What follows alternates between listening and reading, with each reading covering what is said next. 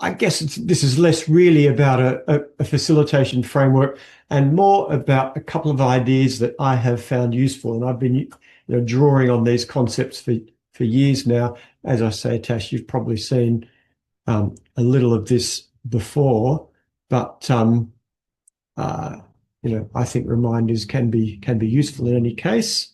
So,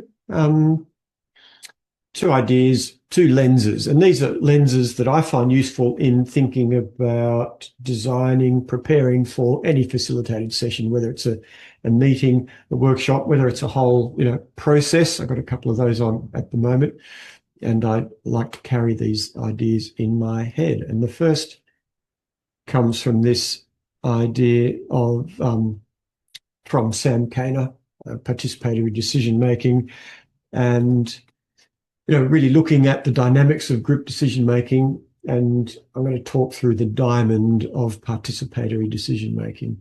Again, it wouldn't surprise me if you've seen this. So Kainer's talking about when we get in the room, when we're tackling an issue, we've got a problem to solve, we need a new policy, we need a decision, we need a service provider, whatever it is. We get in the room and ideas start to flow. We probably start with the ideas that we mentioned before, the familiar sort of ideas. And if we sit there for a while, it may be, and if there's a bit of facilitation, it may be that we get a bit more diversity and a bit more difference, as I've kind of tried to represent here with the different colours. And that's good. If diversity is our vertical axis, then the longer we sit there, the more divergent those ideas, and that's presumably what we're after. That's useful. But as we have all seen and experienced many times, if that continues, the longer it goes, the more likely it is that we're feeling like a talk fest, going nowhere, round in circles, we're stuck, waste of time, all that sort of thing. The longer it goes, the less focused it risks becoming. And, we all hear criticism about collaboration, about being another talk fest. And I think this is part of that dynamic. So, of course, what we really want is to close, get some closure, come to a decision. And, many's the time, I'm sure you've experienced this, many's the time I've been running something, I'm at the front of the room, I'm watching the clock, I've got an hour to, corral all this information, all this discussion together, and I'm, trying to drive people to prioritize or whatever it is and get to an outcome, get to a decision. And of course, that pressure is always there, isn't it? And the temptation is always there to, if we hear people start feeling like it's a talk fest, then our natural response is to get to a decision, drive to a decision. And often it's the person responsible, whether the manager or the facilitator or whatever, who kind of tries to wrap things up. Let's cut to the chase. Let's get on with this. And the risk, of course, is that leaves stuff unsaid, leaves ideas unrespected or unheard, leaves me feeling like, I wasn't able to really, my contribution wasn't done justice to. So that's not right. This process isn't working. It's terrible. This sucks. That sort of reaction. Or another waste of time for a different reason, I guess, than earlier. So, of course, we want to give time, not shut down too early, not come to a decision, resist the temptation to come to that decision too early, but in fact allow space for divergence, space for convergence, the consolidation of ideas, refining of ideas, understanding ideas more deeply, coming to a decision. So that's, a bit more of an ideal process that we're looking for. And I try and, think of that when I'm designing a session. But of course, Kainer's key insight is that that's the fantasy and the reality doesn't often look like that. And that's been my experience, that in fact, between the diverging and the converging if we want to get to somewhere new and different and wiser, a more sustainable decision that's owned, that everyone can see their fingerprints on, then it's quite likely, if we're tackling something complex, that we're going through the growing zone, that place of disagreement, of argument, of not hearing each other, of resistance, of here we go again, they're still talking about that sort of thing. Raised voices, perhaps, or sitting back and sitting out, checking out. That's the growing zone. And I think our temptation, certainly my temptation, certainly early on when I was doing this work, if I'm seeing people looking uncomfortable, looking unhappy, my temptation was always to rescue them. I thought that was my job, to save people from feeling uncomfortable. But that short circuits this growing zone and I think devalues the whole experience. And I've come to see this as the most useful thing I can do, is allow people to sit safely here, give them processes and tools and a framing that allows disagreement, that values it, that allows us to be comfortable with discomfort, and not try and run away from it. But I think the most useful thing I do here is to normalize it, to name it. This is hard. The reason we're feeling passionate about this is probably because we feel that it's important, and that's great. There's no point us being here if we're not passionate about this. If this was an easy problem, it would have been solved. That's why we're here. Of course, it's hard. So we're feeling that it's hard, and that means we're probably having a useful conversation. And just, I try and reframe those emotions, those groans, as positive and constructive parts of tackling a difficult problem together. So if business as usual down on the left there is to shut down early and probably miss all the fresh ideas we might get, Kana's insight, the one that I have found most useful, is that give people time and space for divergence, time and space for convergence, and importantly, recognize that there's often a growing zone. So my job as a facilitator when I'm designing sessions is to design a way, a relational space where people can groan productively together. And that's has always been a key framework for me, and I find it really useful in designing sessions. So I don't know if you had any reflections. You don't need to, but anything you wanted to add or ask about that one? Not really. I suppose I agree with you that it's so key, right? It's a key part of the process, and that's actually where you get all your good bits from. Because I suppose you get that the counter to it is that people think that success is that everyone agrees and everyone agrees on all the bits, which that's never going to happen. It wouldn't be true collaboration. I think if you were everyone saying, "Oh my gosh, I love it, all pieces," and I now see your point. We all agree now. We all have the same values. Like this, that's not possible. Yes, that's right. I mean, I used to think that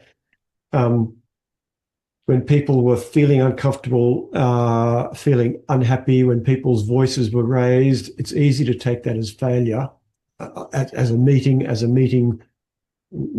designer and leader, I guess. But I've learnt that, okay, up to a point, that's all right. It's just a different way and an important part of the emotional processing of this hard problem, isn't it? So not to run away screaming from the groan, but to find a way to make it okay for people and to have people value the experience. So that's Kana. That's sort of lens one. And the other one, again, which may not be particularly new to you, is this sense of the difference between rational and relational outcomes. And this is another lens that I'm trying to build in whenever I'm designing something. So the rational outcomes is the objective, the content, the decision, the output, and the relational objectives are just that. It's the stuff about our feelings, our relationships, our emotions. What objectives do I want through that lens? So that's just the other part that I want to talk through today. Rational objectives, those ones that are about the content, about the data. What's the information? What does it mean? About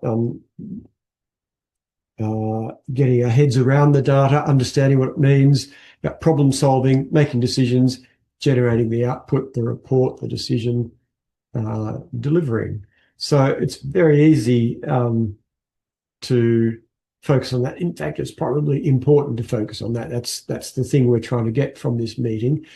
But I guess it's easy to focus on that at the expense of thinking about how does the whole process feel? How do we feel about it? And what does that mean? And I think one insight that I've picked up over the years, Tash, is that as much as we like to think we're rational beings, I think we make decisions emotionally. We make decisions with our gut, and then we use our intellect to find the justification for the decision, that we've made in our gut somewhere. So I reckon the emotional stuff is just as important in decision making as the data. But when we're working in, that technical space, organizations where there's a lot of science going on, such as yours, and data and knowledge and expertise, it's very easy for us to focus on that rational stuff and walk into a meeting. And haven't we all heard this a million times? Let's leave our emotions out of this. And I think that that's not necessarily right. In fact, I would invite people to bring their emotions to it for those reasons I said earlier. That tells us something important about the issue.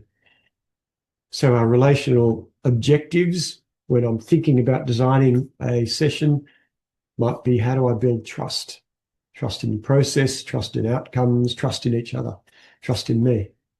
How do we strengthen relationships across this system while delivering our outcomes?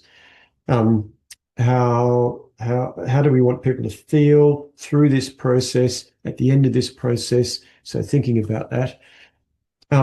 You would know from all your Twyford's exposure that commitment to work together is incredibly important. And I think that's a really, really important relational outcome, that yes, this is worth persisting. I don't know what the data is telling me, but this is a hard problem that we all need to be part of, and I'm up for that journey.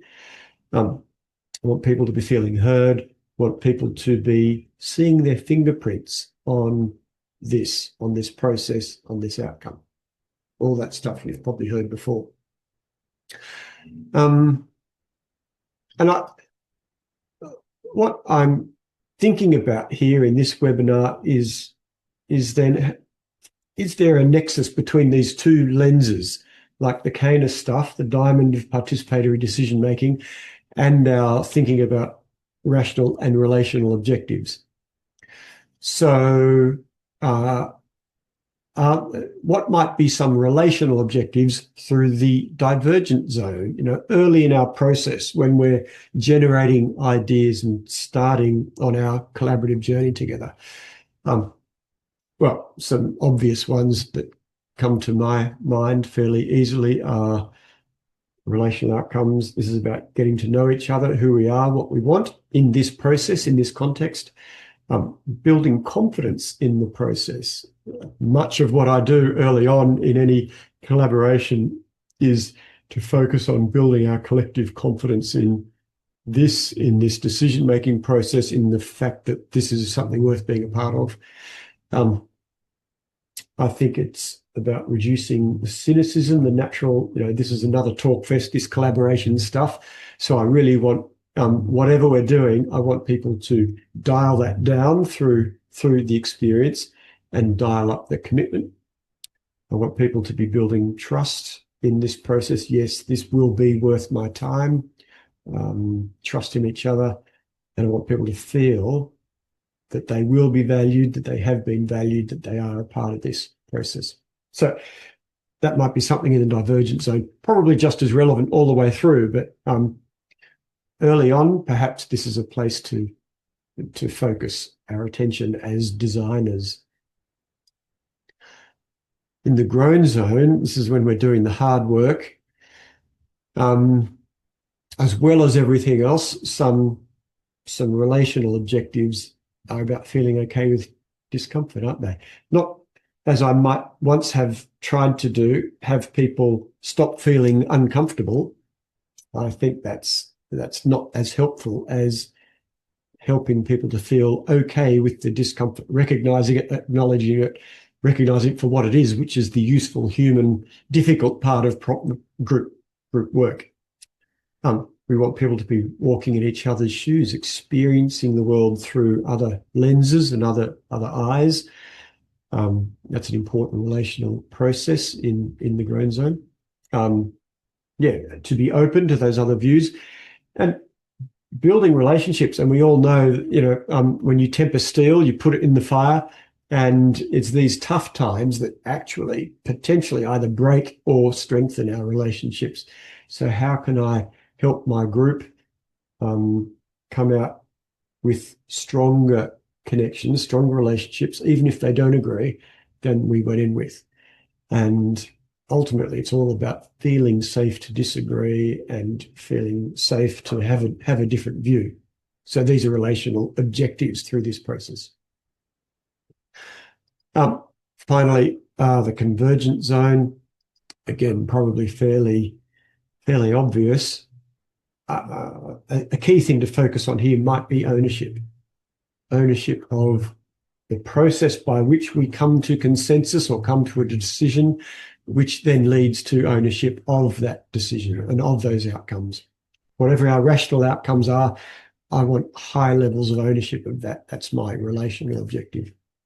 And in order to do that, it helps to have people feeling heard, feeling respected, feeling a part of it. And feeling okay to be coming to a decision. Yes, this is the time and this way we're going about it is okay. These are relational objectives.